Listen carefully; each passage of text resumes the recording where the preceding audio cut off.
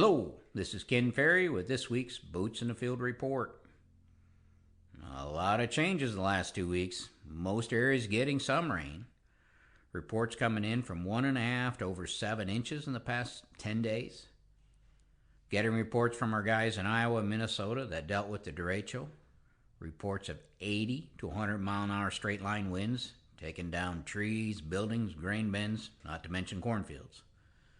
Our hearts and prayers go out to you guys as you start to assess the damage on your operation. In the field here locally, I see a lot of variability.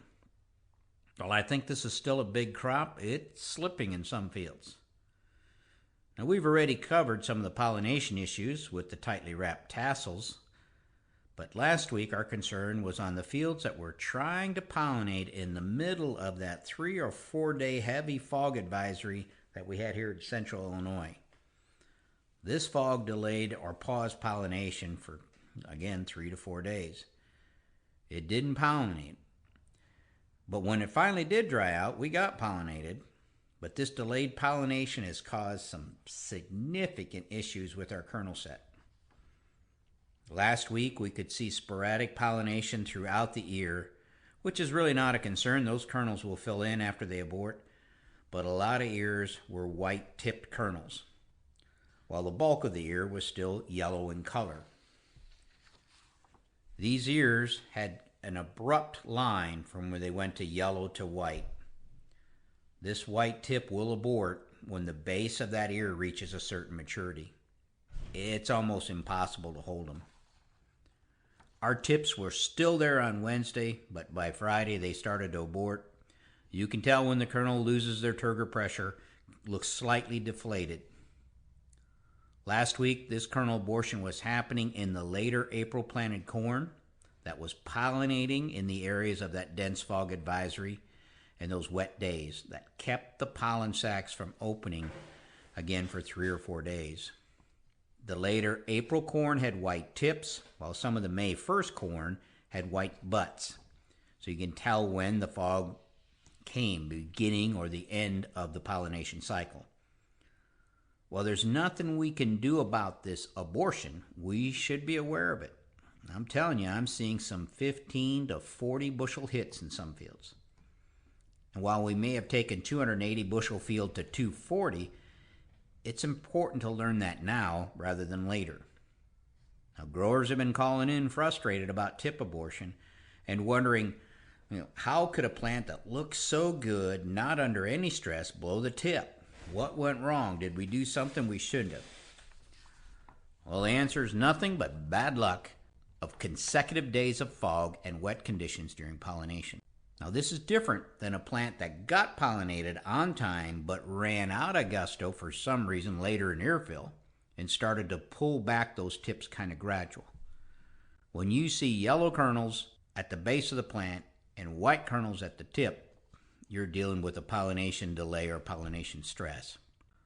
Later pollinating tips are there one day and they're gone the next. It's very abrupt. It's not a gradual pullback. It's all of a sudden it's gone. So if you saw a yellow base with white tips last week, you need to go back and check for that tip abortion. Now, by harvest, these tips will dry up, shrivel up, and they'll shrivel down. It'll make it harder to diagnose what actually happened out here. Now, all you seed dealers who planted their plots, central Illinois, in late April, and you were pollinating in the dense fog, you need to give these plots a close look.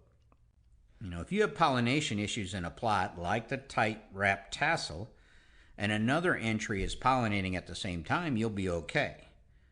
But if you're not dropping pollen because it's too wet, you do not get pollinated on time. So depending on the GDUs to flower, some entries in your plot will get pollinated ahead of the fog, some get pollinated behind the fog, but those that got caught in the middle of the fog event, they're going to get clipped and yield. Checking your plots now and recording this will help explain some unexpected yield swings this fall. And some of these entries are going to get hit 30 or 40 bushel. The same plot lineup planted a week earlier or planted a week later could have different results. This tip abortion is not a genetic problem. It's just bad luck and timing. The May planted corn that I was in last week has some amazing pollination. This corn is the same color but the tip, illustrating that it pollinated in 3 to 5 days without a hitch.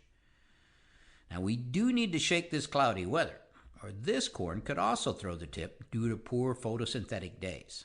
With all this wet weather around pollination, the stage will be set for ear molds because of the wet silks. So let's watch those corn-on-corn fields especially. We may need to move harvest up on these to stay ahead of high mold damage. The insect pressures are building in some fields. Guys have had to spray for rootworm beetles and aphids. Second generation corn borer laying their eggs, so stay on top of those non-traded corns. Most fields have Physoderma brown spot at different levels. This past week we did find southern rust in Tazewell County. Now, Physoderma and southern rust look similar. We'll post a picture so you can see that. In the wetter areas, especially around Bloomington, the tar spot has jumped up considerably. Getting a number of pictures and videos coming in, guys are finding tar spot at the ear leaf, and we've also seen that in our farm visits. Now, many of these growers are pulling the trigger to spray. Remember, if you're going by air, let's keep the swath width tight. Guys are asking, what are you seeing out there? The answer is a mixed bag. Each field can be very different depending on what it's been through. In some cases, these fields look as good out in the field as they do from the road. In other cases, these fields look a lot better from the road than they do out in the field. There will be some surprises this fall, so let's keep scouting. We got 40 to 60 days left. Don't take your eyes off the prize now. We had a great Corn College event last week. Big thanks to all who attended and made that a great day. Let's pray for sunshine and timely rains to finish. To stay up to date, check out our website at croptechinc.com and subscribe to our podcast, Boots in the Field Report. Keep her safe, keep her moving.